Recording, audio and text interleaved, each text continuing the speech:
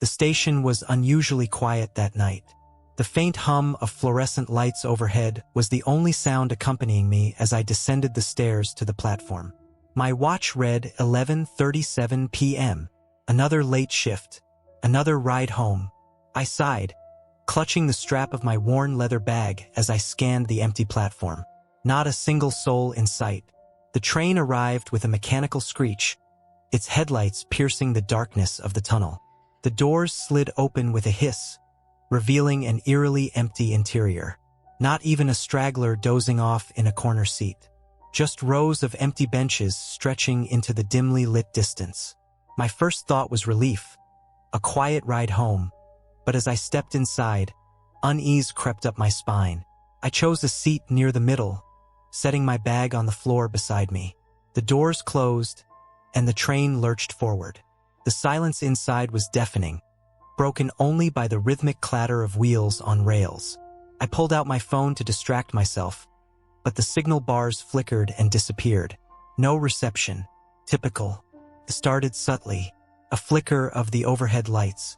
At first, I chalked it up to the aging infrastructure, but then the flickering became more erratic, casting distorted shadows that seemed to stretch and twist unnaturally. I glanced at the window opposite me, hoping for the comforting blur of city lights. Instead, the glass reflected only darkness, as if the train was gliding through an endless void. The first truly unsettling moment came when I heard it. A faint sound, like a whisper, coming from the far end of the car. I froze, my eyes locked on the empty seats ahead. The sound grew louder, resolving into something almost intelligible. Words? No, not words. A guttural murmur, low and wet, like something dragging itself through water. My grip on the seat tightened. "Hello!" My voice broke the silence, trembling and absurdly small. The sound stopped instantly, as if cut off by an unseen blade. I waited, heart pounding, but nothing happened. I told myself it was just the sound of the train, metal grinding against metal. I didn't believe it. The train's speed began to fluctuate. One moment, it felt like we were hurtling forward at impossible speeds. The next, we were crawling, the wheels groaning in protest. I leaned into the aisle, trying to see into the next car. Was there a conductor? Another passenger? But the doors leading to the adjacent car were locked, their small windows fogged over. Then I saw it. A shadow moved at the far end of the car, darting out of sight as soon as my eyes landed on it. It was quick, too quick to be human, but the outline was unmistakable. Someone or something was in here with me. I stood, unsure whether to confront it or retreat. "Who's there?"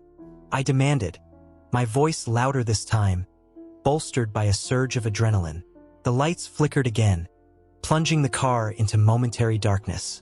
When they came back on, the shadow was gone.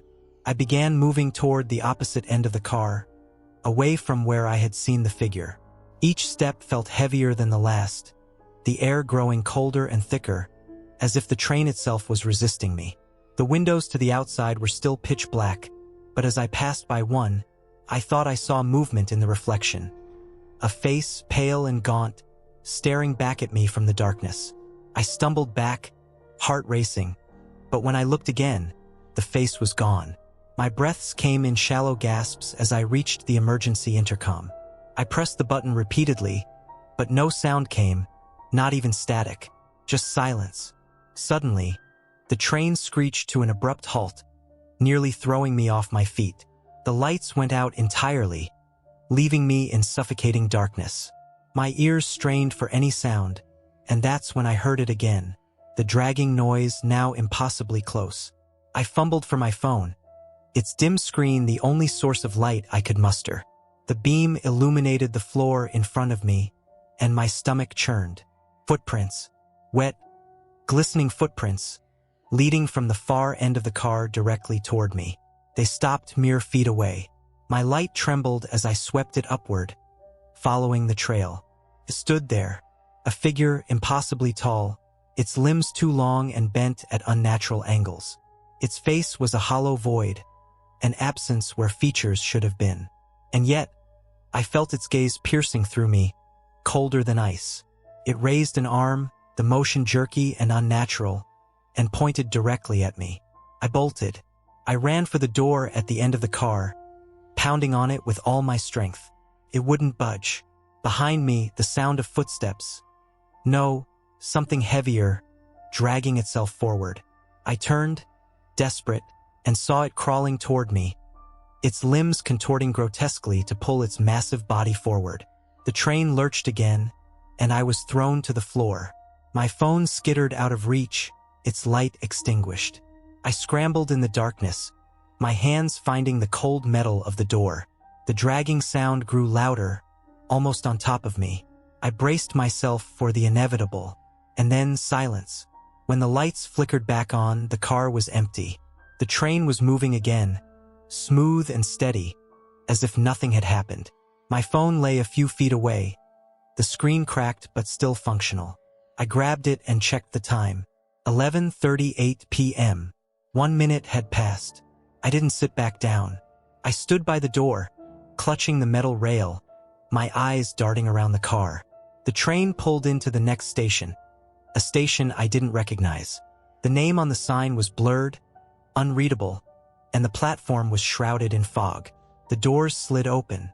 For a moment, I considered stepping out, but something held me back. A feeling that whatever lay beyond the fog was worse than what I had just encountered. The doors closed, and the train moved on. I never took that route again. I started leaving work earlier, taking the bus, anything to avoid the late-night train. But sometimes, in the quiet moments of the evening, I hear it. The faint sound of a train whistle in the distance, followed by the dragging noise, growing closer.